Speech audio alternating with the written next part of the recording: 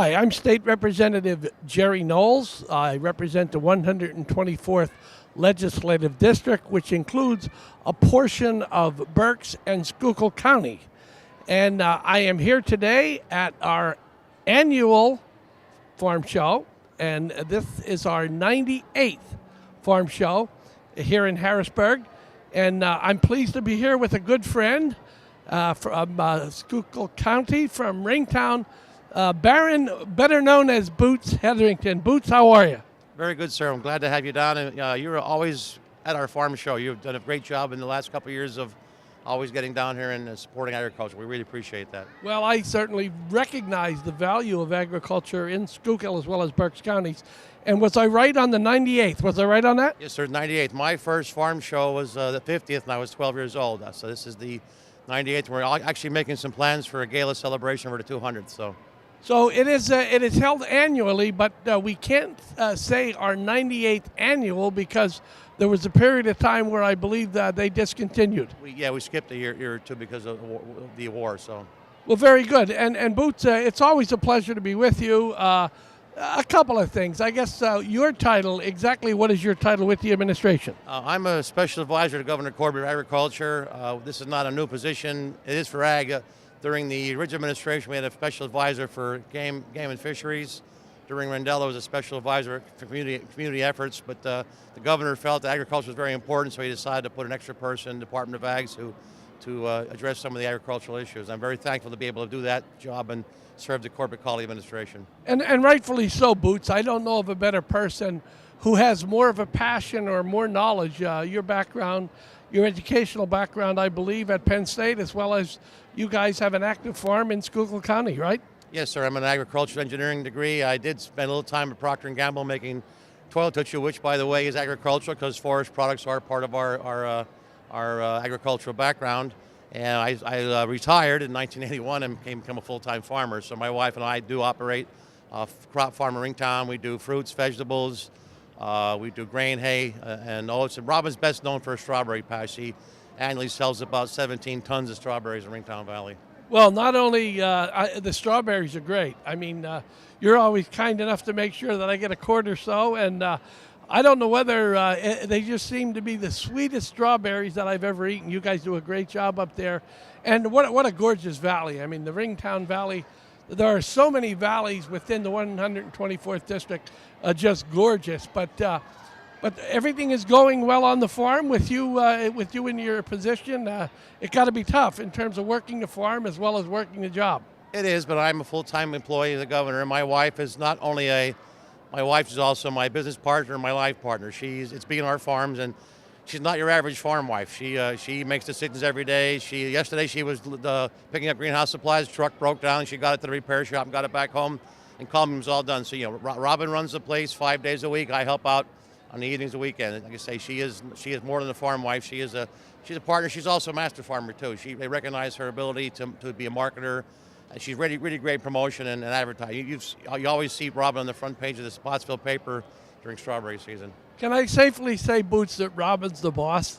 Well, actually, when my brothers retired, we organized a buyout. She has a controlling share of the operation, so I do work for Robin. So there you go. You work for Robin and the governor. Very good, yeah. Very good. Let's talk a little bit about the farm show itself. How is it going? How is this farm show going? It's a little down because of weather. We had some nasty weather on Sunday and bitter cold, but a good example was yesterday. All of a sudden, the farm show filled up, and our carousel was backed up. Everybody who canceled school, the kids all came to the farm show. Interesting. Talk a little bit about what is new this year. What is new? What keeps people coming back? You're right. We have to do new and different. One that's done this year is our Christmas tree display, which is Pennsylvania is one of the biggest Christmas tree producers in all the United States. It's one of our top industries in the state, and it actually snows every hour on Christmas trees. We have the similar to Disney World where they do the bubble soap, so it snows on our display every hour. We also have some new items in the food court this year, and we also had a bunny hop. It's actually a sort of a bunnies jumping over a fence. So we're always trying to put in new events and new things and also we get rid of some old things, bring some new stuff on. So we're always trying to make it fresh and different and attract people. It's a opportunity for us to celebrate agriculture. We have 62,000 farms in Pennsylvania. You don't think of Pennsylvania as being an agricultural state, but it is. It's the most rural state in Pennsylvania. And unlike the Midwest, which is monoculture, which is one farmer raises corn or raises wheat, we have folks that have fruits, vegetables, wineries, apples, Christmas trees, livestock, eggs. In your area, too, we have Libby's Ice Cream, Gears Dairy. On top of the ag itself, it's also the manufacturing process. So 1 out of every 7 Pennsylvanians works in agriculture. Now, they don't raise crops on a farm. They're involved in food production, like the folks at Gears Dairy, like the folks at Libby's Ice Cream. 1 out of 7 adults in Pennsylvania is working in food production. So it's our biggest economic driver in the state. It is amazing because when we think about agriculture, I don't know that we think about Cuck's Turkey Farm. I don't know that we think about Gears Dairy. I don't know that we think about the different egg the different egg farms in Meisler, yep, all those guys, yep. So it is amazing, and it really brings to light when you come here at the Pennsylvania Farm Show. It really brings all of those things together and highlights all of those things. Now, listen, I got to ask you this. I think I already know the answer. In terms of one of my favorite places, and I think is yours, is the food court. What's new over there? What can I look for over there? This new item this year is a bacon bundle. It's a tray of bacon. Now, I mean, I've often heard it said that no matter what you eat, bacon makes it taste better. You can take liver and put bacon on it, make liver taste better. So that's one of the big highlights this year. And we're also celebrating the 60th anniversary of the milkshake. Actually, there's 3 gals in the booth there that served the first milkshake 60 years ago. They're the Golden Girls of Milkshakes. So that's like I say, this is our 60th anniversary. It's been a big popular item this year. You know, the milkshake, whether it be vanilla, chocolate, and I believe strawberry, I think they are they're just the best. I don't know what they do special to make them so good, but they certainly are good. Bootsy, I want to thank you for taking the time out to talk to us today. I know that you are busy. I want to congratulate you and Robin for your successful business up in Schuylkill County. Those strawberries you can't beat, and also for the job that you do for the Commonwealth. It's something that is it's near and dear to your heart. It is obvious you really like what you do. So I always say when you like what you do it well. So thank you so much. I appreciate you taking the time, and good luck and continue the good work for the governor. Well, Jerry, I also appreciate the fact you come down here, and also you've been very supportive of agriculture in your endeavors. Last year, you folks passed some transportation bills that got us some improvements to roads. You also did some work with the ag transportation.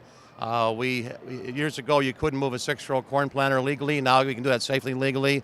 We also got some increase in the radius of operation. I can move my trucks further, which is basically putting agriculture in the 21st century. And also, a year ago, when you folks got together and passed the inheritance tax exemption, that's a huge victory for agriculture. A lot of folks don't realize, but farming is asset rich and cash poor. Bootsy, and it's so important because you bring up a good point. There are many little things that the legislature can do that don't hurt other people, but they greatly help the agricultural community. And I say that you, as well as other people involved in agriculture, need to reach out to us as your legislators, because there's a lot of things that go on out there that we're not really aware of. And when you guys bring them to our attention, then we can do something about that. And I know that you're good about that. When the Grange talks to you, when the Farm Bureau does, you listen. There've been a lot of issues we've come to you with, even getting highways paved, things like that. You've been very, very supportive and very helpful, and we appreciate that. And you've also been very supportive of Governor Corbett and what he's trying to do, and that means a lot. Thank you very much, Bootsy. Enjoy the rest of the farm show, my friend. My pleasure, sir. I am here at the Pennsylvania Farm Show with the current president of the Reading Fair, Steve Moan. Steve, how are you today? I'm great. How are you? Good. And a little bit about the fair. I was certainly at the fair this year. Seems to grow every year. Can we talk a little bit about that first? Sure. The fair does grow every year. We try new things, try to get different activities, different entertainment. Really, the fair has something for everyone. This year's coming fair is going to be from August 3rd through the 9th. Talking a little bit about what brings you here to the farm show. I usually don't miss the farm show. I enjoy coming to the farm show. My whole family's involved in agriculture. My daughter's today, she's in the 4-H beef brisket stand doing some community service. She has entered exhibits this year, and she did very well. My wife and I and the whole family's involved with 4-H, with Grange. Have you been doing it for years? Is this something that's been in the family? Yes, we have been coming up to volunteer here for Grange probably for 15, 20 years. Well, it's amazing. And your wife, is your whole family with you today? No, my wife is at school. My daughter is here, like I said, but my wife is at school, but we're going to be meeting her this afternoon. Well, very good. I want to thank you, Steve, for taking the time out to talk to me, and thank you for coming down to support the Pennsylvania Farm Show. Thank you very much.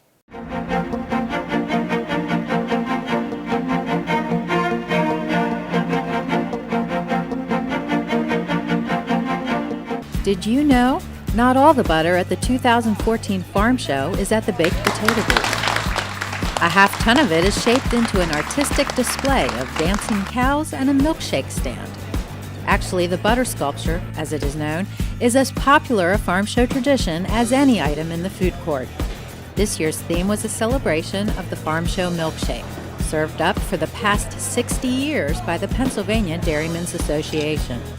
To create it, the sculptors, Jim Victor and his wife Marie Pelton, spent 11 8-hour days in a special refrigerated booth, molding butter onto wire forms. Well, it's cold. That's one thing. It's slippery. Just trying to illustrate, in three-dimensional form, the idea of milkshakes, and what that might look like. To say Pennsylvania plays a big part in the U.S. dairy industry is an understatement. The Commonwealth ranks 7th in cheese production, 5th in milk production, and 3rd in low-fat ice cream. And butter?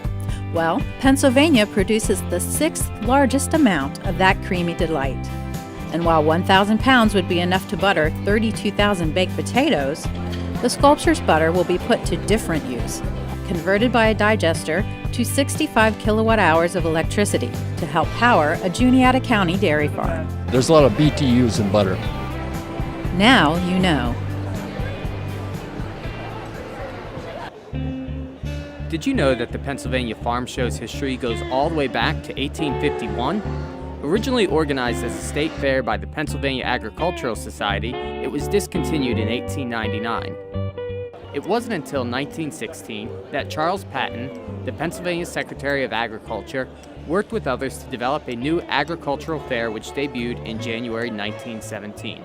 It was in 1925 that the roots were laid for the farm show that we know today. The show had grown so large that 40,000 attendees were traveling to various sites all around Harrisburg. During this year, the Pennsylvania State Department of Agriculture took control of the event, and the legislature had decided to appropriate money that gave birth to the farm show complex. Finally, in 1931, the main exhibition building opened and welcomed 150,000 visitors to the show that year. Over the years, the farm show has continued to grow. Various events showcasing animals, products, and skills were added to the event. The farm show complex has also continued to grow, with more buildings and arenas being added over the years. The count stands at 24 acres inside 11 buildings and 3 arenas. Today, the show hosts approximately 6,000 animals, 10,000 competitive exhibits, and 300 commercial exhibits, along with over 500,000 visitors. Since the doors to the main exhibition building opened, the farm show has become the world's biggest indoor agricultural event. Now you know. We are here today at the Pennsylvania Farm Show with 2 special guests. We have with us the Secretary of Agriculture, George Gregg, as well as his wife, Christine Gregg. Mr. Secretary, Christine, welcome. Welcome to you. Yes, pretty true. You should be welcome. This is your show, and it's our show as Pennsylvanians. But I know that you certainly have a very important role that you play in the farm show. Mr. Secretary, I believe it's our 98th. That's correct. 98th, and the crowds continue to grow. People continue to come back. Why is that? What is so special each and every year that keeps people coming back? Well, agriculture is the number one industry in Pennsylvania, and it's very vital, very important to the Pennsylvania economy and the Pennsylvania citizen. Right now we have 62,000 farm families feeding over 12 million people in Pennsylvania. So as that ratio continues to get wider, the farmers become more important, and I think people are more aware of that. Here at the Pennsylvania Farm Show, it's a great opportunity for the people of all walks of life to come here and see where their food comes from. You can see every commodity group here, from honey to maple syrup to shelled corn, wheat, oats, dairy. Everything's here. Every commodity is here in agriculture.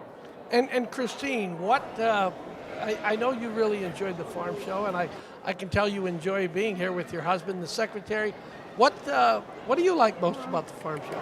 Well, the nice thing about the farm show is it includes everyone. If you're a seamstress or quilter, the family living area is fabulous. It's also great for gardeners. Home canning, they're teaching home canning this week. It's great. Animal lovers are going to see their animals, all sorts of farm animals, and some domestic animals as well.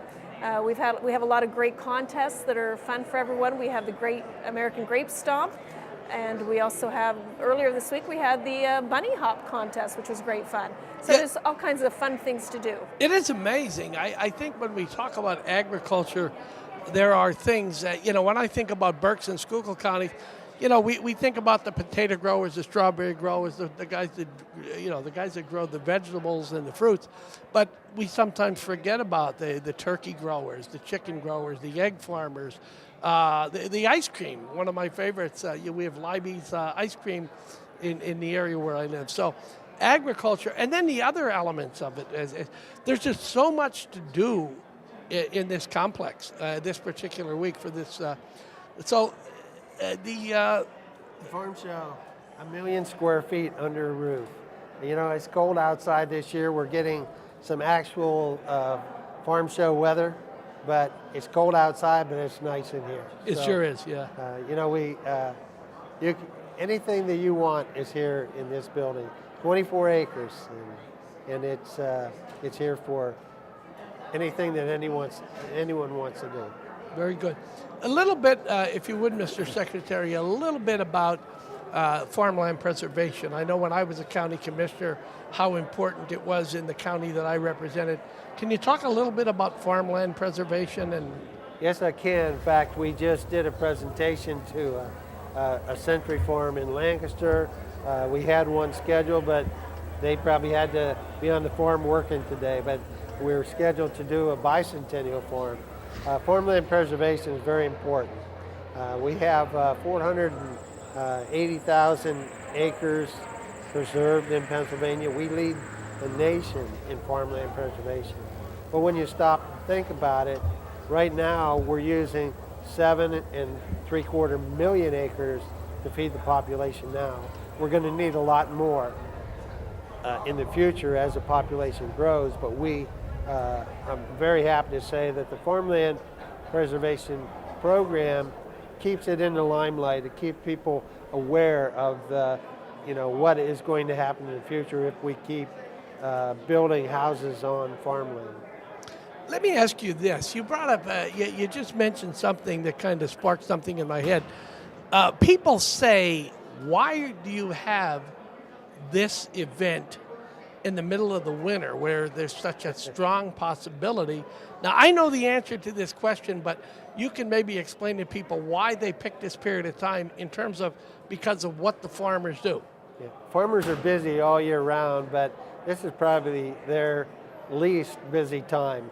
After the harvest, before they start planting, and so it started years ago, and it's a tradition.